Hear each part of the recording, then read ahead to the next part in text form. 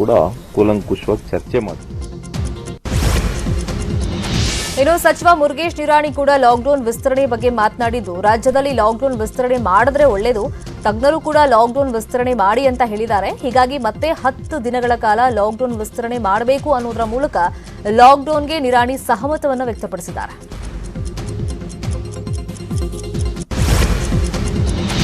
ಇಷ್ಟು ದಿನ ಪೇಟೆ ಪಟ್ಟಣಗಳಲ್ಲಿ ಅಬ್ಬರಿಸ್ತಾ ಇದ್ದ ಕೊರೋನಾ ಹಳ್ಳಿಗಳಿಗೆ ದಾಂಗುಡಿ ಇಟ್ಟಿದೆ. ನಗರದಿಂದ ಬಹುತೇಕ ಜನ ಹಳ್ಳಿಗಳಿಗೆ ವಲಸೆ ಹೋಗ್ತಾ ಇದ್ದು ಸೋಂಕನ್ನ ಹೊತ್ತು ಹೋಗ್ತಾ ಇದ್ದಾರೆ. ಇದರಿಂದಾಗಿ ಸಿಟಿಗಿಂತ ಹಳ್ಳಿಗಳಲ್ಲೇ ಕೊರೋನಾ ಸೋಂಕಿನ ಸಂಖ್ಯೆ ಜಾಸ್ತಿ ಆಗ್ತಾ ಇದೆ. ಹಳ್ಳಿಗಳಲ್ಲಿ ಪಾಸಿಟಿವ್ ರೇಟ್ ಹೆಚ್ಚಾಗ್ತಾ ಇರುವುದಕ್ಕೆ ಕೇಂದ್ರ ಸರ್ಕಾರ ಫುಲ್ ಟೆನ್ಷನ್ ಆಗಿದೆ. ಹೀಗಾಗಿ ಹಳ್ಳಿಗಳಲ್ಲಿ ಕೊರೋನಾ ಕಂಟ್ರೋಲ್ಗೆ ಸೂಚನೆ ನೀಡಲಾಗಿದ್ದು ಹೊಸ ಗೈಡ್ಲೈನ್ಸ್ ಕೂಡ ಜಾರಿ ಮಾಡಿದೆ. ಹಳ್ಳಿಗಳಲ್ಲಿ ಮನೆಯಲ್ಲೇ ಐಸೋಲೇಷನ್ ಕಷ್ಟ. ಹೀಗಾಗಿ ಶಾಲೆಗಳನ್ನ, ಸಮುದಾಯ ಭವನಗಳನ್ನ ಕೇರ್ ಸೆಂಟರ್ ಮಾಡಿ ತೀವ್ರ ಜ್ವರ, ಶೀತ, ನೆಗಡಿ ಇರೋರ ಮೇಲೆ ನಿಗಾ ಇಡಿ. ಆರೋಗ್ಯಾಧಿಕಾರಿಗಳು ಕೂಡ ಅಲರ್ಟ್ ಆಗಿರಬೇಕು. ಇನ್ನು ಆಮ್ಲಜನಕ ಕೊರತೆ ಇದ್ರೆ ಆಸ್ಪತ್ರೆಗೆ ದಾಖಲಿಸಿ ಅಂತ ಸೂಚನೆ ಕೊಟ್ಟಿದೆ ಕೇಂದ್ರ ಸರ್ಕಾರ. ಹೆಮ್ಮಾರಿ ಕೊರೋನಾಗೆ ರಾಜ್ಯದ ಜನ ತತ್ತರಿಸಿರೋ ಹೊತ್ತಲ್ಲೇ ಗುಡ್ ನ್ಯೂಸ್ ಒಂದು ಹೊರಬಿದ್ದಿದೆ. ವಾರದ ಹಿಂದೆ 50,000ಕ್ಕೂ ಹೆಚ್ಚಿದ್ದ ಕೊರೋನಾ ಕೇಸ್ ನಿನ್ನೆ 30,000ಕ್ಕೆ ಬಂದು ನಿಂತಿದೆ. ಒಂದೇ ದಿನದಲ್ಲಿ 10,000ಕ್ಕೂ ಹೆಚ್ಚು ಸೋಂಕಿನ ಪ್ರಕರಣಗಳ ಸಂಖ್ಯೆ ಇಳಿಕೆಯಾಗಿದೆ. ಬೆಂಗಳೂರಲ್ಲಂತೂ ಗಣನೀಯ ಪ್ರಮಾಣವಾಗಿ ಸೋಂಕು ತಗ್ಗಿದ್ದು ಕೊರೋನಾದಿಂದ ತತ್ತರಿಸಿದ ಕರುನಾಡು ಸ್ವಲ್ಪ ನಿರಾಳವಾಗ್ತಾ ಇದೆ. ಖುಷಿ ವಿಷಯ ಅಂದ್ರೆ 24 ಗಂಟೆಗಳಲ್ಲಿ 36,475 ಮಂದಿ ಡಿಸ್ಚಾರ್ಜ್ ಆಗಿರೋದು.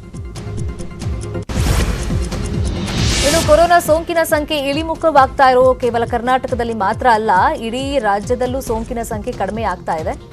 ಕಳೆದ 25 ದಿನಗಳಲ್ಲಿ ಅತ್ಯಂತ ಕಡಿಮೆ ಕೇಸ್ ನಿನ್ನೆ ದಾಖಲಾಗಿದೆ. ದೇಶದಲ್ಲಿ ಪಾಸಿಟಿವ್ ರೇಟ್ ಕೂಡ ಇಳಿಮುಖವಾಗ್ತಾ ಇದ್ದು ನಿನ್ನೆ 3,11,170 ಕೇಸ್ ದಾಖಲಾಗಿದೆ. ಆದರೆ ಸಾವಿನ ಸಂಖ್ಯೆಯಲ್ಲಿ ಸ್ವಲ್ಪ ವ್ಯತ್ಯಾಸವಾಗ್ತಾ ಇದ್ದು ನಿನ್ನೆ ಭಾರತದಲ್ಲಿ ಕೊರೋನಾದಿಂದ 4,077 ಮಂದಿ ಸಾವನ್ನಪ್ಪಿದ್ದಾರೆ.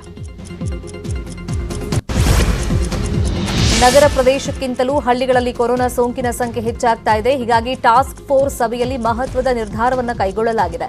ಈ ಬಗ್ಗೆ ಮಾತನಾಡಿದ ಸಚಿವ ಸುಧಾಕರ್, ಮನೆಯಲ್ಲಿ ಐಸೋಲೇಷನ್ ಇರೋರಿಂದ ಸೋಂಕು ಹರಡ್ತಾ ಇದೆ. ಪ್ರತ್ಯೇಕ ರೂಮ್ ವ್ಯವಸ್ಥೆ ಇರದೇ ಇರೋರು ಕಡ್ಡಾಯವಾಗಿ ಕೋವಿಡ್ ಕೇರ್ ಸೆಂಟರ್ಗೆ ದಾಖಲಾಗಬೇಕು.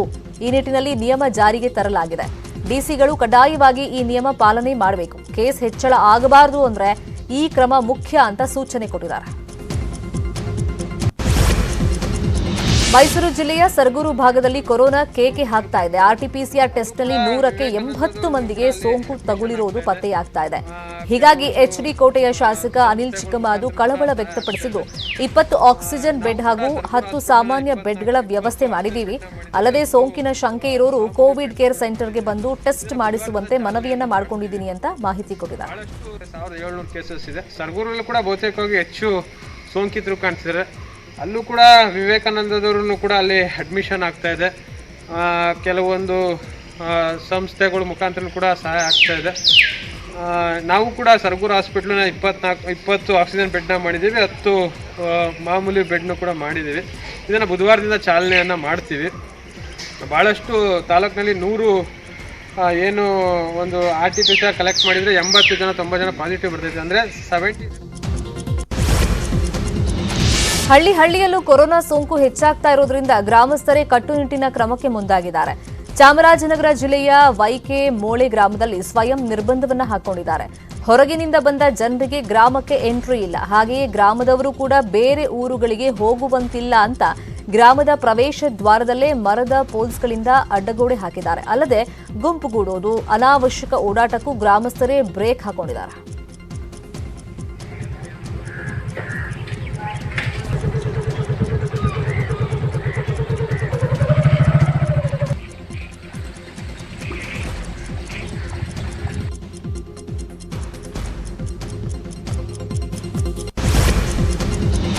ಸೋಂಕಿತರ ಪಾಲಿಗೆ ರಾಯಚೂರಿನ ಒಪೆಕ್ ಆಸ್ಪತ್ರೆ ನರಕವಾಗ್ತಾ ಇದೆ. ಆಕ್ಸಿಜನ್ ಬೆಡ್ ಸಿಗದೆ ಒಪೆಕ್ ಆಸ್ಪತ್ರೆ ಮುಂದೆ ಸೋಂಕಿತರು ಒದ್ದಾಡ್ತಾ ಇದ್ದಾರೆ. ಎಷ್ಟೇ ಅಂಗಲಾಚಿದ್ರು, ಎಷ್ಟೇ ಮನವಿ ಮಾಡಿಕೊಂಡ್ರು ಅಲ್ಲಿನ ಸಿಬ್ಬಂದಿ ಅಡ್ಮಿಟ್ ಮಾಡಿಕೊಳ್ಳದೆ ನಿರ್ಲಕ್ಷ್ಯ ಮಾಡ್ತಾ ಇದ್ದಾರೆ. ದುರಂತ ಅಂದ್ರೆ ಸೋಂಕಿತರಿಗೆ ಖಾಲಿಯಾಗಿರೋ ಆಕ್ಸಿಜನ್ ಸಿಲಿಂಡರ್ ಹಾಕಿದ್ದಾರೆ. ಇದನ್ನ ನೋಡಿದ ಆಂಬ್ಯುಲೆನ್ಸ್ ಸಿಬ್ಬಂದಿ ತಮ್ಮ ವಾಹನದಲ್ಲಿದ್ದ ಆಕ್ಸಿಜನ್ ಅನ್ನ ಸೋಂಕಿತರಿಗೆ ಅಳವಡಿಸಿದ್ದಾರೆ.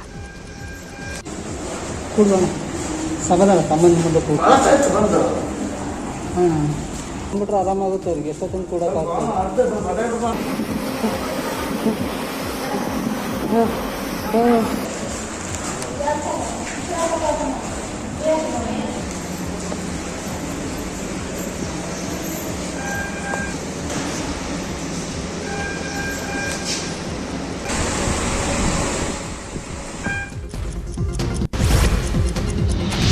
ಕೊರೋನಾ ಸೋಂಕಿಗೆ ಹೆದರಿ ಆತ್ಮಹತ್ಯೆ ಮಾಡಿಕೊಳ್ಳೋರ ಸಂಖ್ಯೆ ದಿನೇ ದಿನೇ ಜಾಸ್ತಿ ಆಗ್ತಾ ಇದೆ. ಮೈಸೂರಲ್ಲಿ ಕೊರೋನಾ ಪಾಸಿಟಿವ್ ಬಂದಿದ್ದಕ್ಕೆ ಶಿಕ್ಷಕ ಆತ್ಮಹತ್ಯೆ ಮಾಡಿಕೊಂಡಿದ್ದಾರೆ.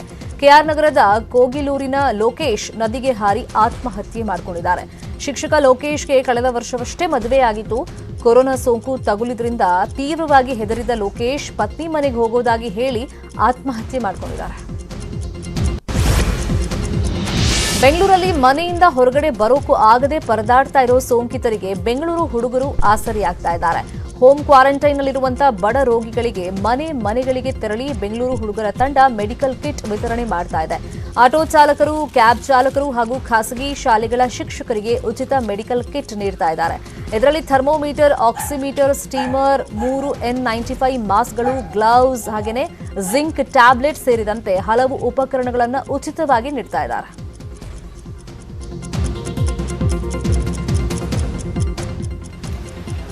ಬೆಂಗಳೂರು ಎಸ್ ಯಾರೆಲ್ಲ ಕರೆ ಮಾಡ್ತಾ ಇದ್ದಾರೋ ನಾವು ಡೀಟೇಲ್ಸ್ ತೊಗೊಂಡು ವೆರಿಫಿಕೇಷನ್ ಮಾಡಿ ಅವ್ರ ಮನೆಗೆ ತಲುಪಿಸೋ ಕೆಲಸ